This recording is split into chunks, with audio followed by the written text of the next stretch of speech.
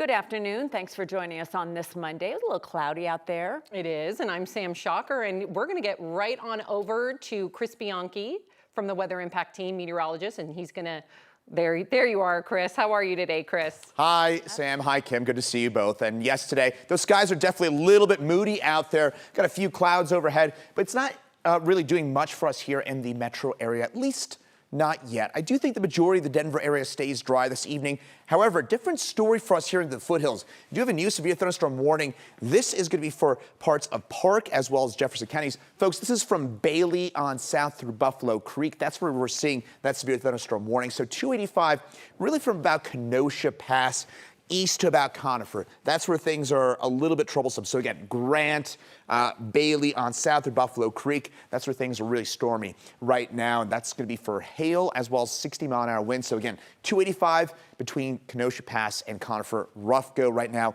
I would sit this one out for a little while. We do have quarter-sized hail within that storm. Otherwise, southern Colorado, just a few showers and storms. Most of these are sub-severe, though we do have one storm and a few lightning bolts around Alamosa for our friends in southern Colorado in the San Luis Valley. Otherwise, those headlines, as we head over the next couple of hours, we will see one or two of these storms try and push their way into the Denver area. I'll time out that potential storm for you here in the metro area. And also, I'm going to take a look at the 4th of July. I have a little bit of good news for the 4th of July is that within the last 2 to 3 computer forecast model runs, starting to see a drier and warmer trend for us. So I'll have details on that coming up, as well as a warmer look at the forecast for both tomorrow and Wednesday. That's coming up in my full forecast in a few minutes. Okay, thank you, Chris. One of the victims in the June 1st anti-Semitic firebombing attack in Boulder has died, and the suspect now faces murder charges.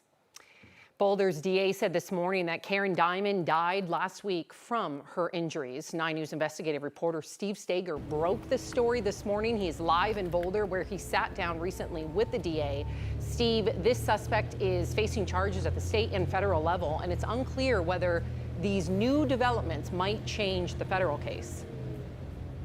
Sam, Kim, Boulder County DA Michael Doherty told us that his office is working and communicating with federal prosecutors to, quote, do what the community would want and the victims deserve in this case. But a former federal prosecutor said it is up to federal prosecutors if they want to refile charges on their end and try to seek the death penalty. And he said, based on how high profile this case is and the current state of anti-Semitism in this country, that decision could come quickly. Almost a month to the day, a man lobbed firebombs into a group marching to bring awareness to the Israeli hostages in Gaza. The suspect now faces first-degree murder charges. Because Karen Diamond, who was in her early 80s, tragically passed away as a result of the injuries she suffered in the attack on Pearl Street. Diamond died last week.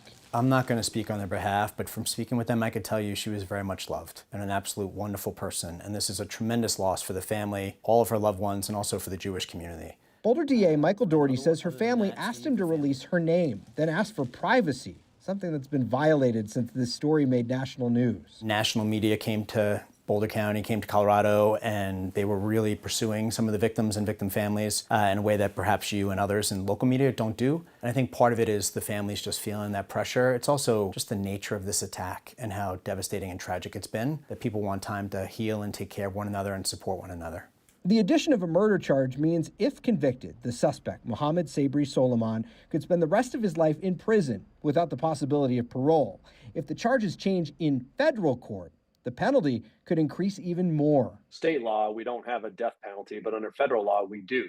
And now that a person has unfortunately died as a result of this attack, the death penalty is on the table at the federal level. Jason Dunn was the U.S. Attorney for Colorado during the first Trump administration. He says federal prosecutors are likely cooperating with the DA's office, which Doherty confirmed to us. But at the end of the day, that decision of whether or not to seek the death penalty would be up to the U.S. Attorney General. Anti-Semitism right now is high in the public's consciousness, and so my guess is that a decision will be made fairly quickly, because otherwise it takes many months for that process to play out.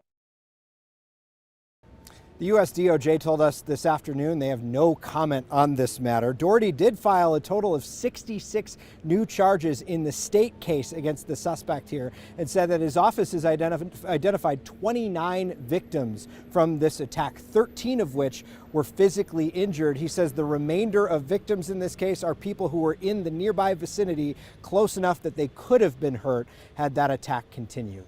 We're live in Boulder. Steve Stager, 9 News. Steve, this is such a terrible development, but it's been less than a month. And when we think about the severity of this attack, and when you think of fire, you knew there were serious injuries and potentially deadly injuries. And you think, you can't help but think about what this family has been through over the last month. You think if these injuries were, and this victim did not survive from these injuries, how tough the last month must have been for that family. You can imagine why they want the privacy here. They also want the privacy just because of the safety concerns from this case. We've heard that from a lot of victims in the attack in Boulder. So it has just been a horrific month. The DA says they still continue to investigate. There could be more victims in this case if they continue to find them through the course of their investigation. Yeah, everyone's really scared. Thank you, Steve. The man charged in his wife's murder is back in Colorado custody. Today, we learned Barry Morphw was extradited to the Alamosa County Jail. Morphw is scheduled to make his first appearance tomorrow afternoon. He was arrested earlier this month in Arizona on first-degree murder charges. A new indictment claims he was the only private citizen in Colorado who had access to a combination of drugs found in Suzanne's system. And Safeway stores hours at the Fort Collins Safeway are changing. That's because more workers are joining the labor strike. The Harmony Road store reduced operating hours this week. Our northern newsroom also says a Fort Morgan location joined in as well. The union and Safeway failed to reach an agreement over the weekend. And according to the union, Safeway did not meet the union's demands or better pay and benefits like health care. The union is also set to bargain again with King Soopers this week. In February, King Soopers and the union agreed to continue negotiations over a 100-day period. That expired earlier this month with no deal. Happening tomorrow, President Trump is expected to visit the so-called Alligator Alcatraz. The immigration detention center is being built in the Florida Everglades this week. On Saturday, hundreds of protesters gathered to oppose construction. Protesters say this center will threaten the Everglades ecosystem, which is home to the endangered Florida panther. NBC News reports that 2 White House officials and a Florida official confirmed that Trump is likely to attend the opening tomorrow. We are learning more about the ambush on Idaho firefighters that killed 2 people and hurt another yesterday. Yeah, a truly tragic story. The fire intentionally set by the suspect is still burning as the investigation begins. Officials say the suspect intended to do even more harm than he did. The firefighters were responding to a brush fire when 20-year-old Wes Rowley started shooting at them. They're still working to determine a motive, but they do believe he acted alone. 2 firefighters were killed. Another was shot and is in stable condition. The fire is still burning and has scorched at least 20 acres. The suspect's grandfather told NBC News they initially thought he could have been at the scene as a volunteer because he dreamed of one day becoming a firefighter. Congressional Republicans are racing to pass President Trump's so-called Big Beautiful Bill. Republicans say the bill will supercharge the economy. Democrats warn it will increase the budget deficit.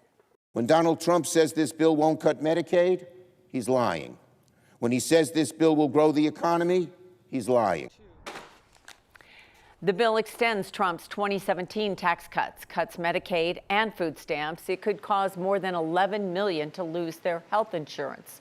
A vote in the Senate could come tonight. Republicans can only have 3 members vote no and still pass the bill. If it does pass the Senate, it will still have to go back to the House to be passed without changes before President Trump can sign it. Well, right now, a live look at DIA. We saw a few flight delays today. Travel is about to ramp back up as so many will be celebrating the July 4th holiday. In fact, AAA expects a record 72.2 million people will travel. Many already seeing flight delays with 10,000 delays nationwide yesterday. A majority of them will do that by car. The busiest days for driving will be Wednesday and Sunday. At least gas prices are at their lowest level in 4 years. Well, women's sports is expanding across the U.S. Today, we learned the WNBA will be adding 3 new teams to 3 new cities. Those cities, Cleveland, Detroit, Philadelphia. They will bring the total to 18 franchises. The league hopes to build off growing popularity of supporting women's sports. Recently, they set records in attendance, merchandise sales, and television ratings. Cleveland's new team is set to start in 2028, followed by Detroit in 2029 and Philly in 2030. It's all good. It is. And they're getting so much more viewership and so many more people. So it's on us too, right? Yeah. If we want to see the expansions, we have to continue to be the fans that we are. To support them. Yep. Absolutely. And we know what they're making compared to the NBA. Exactly. So, I mean, whether it's Caitlin Clark or whoever it is that's getting them some of the looks, doesn't matter. They're all fantastic athletes and people are watching and paying attention. They're bringing out big crowds and they're great. They're very good. They deserve it.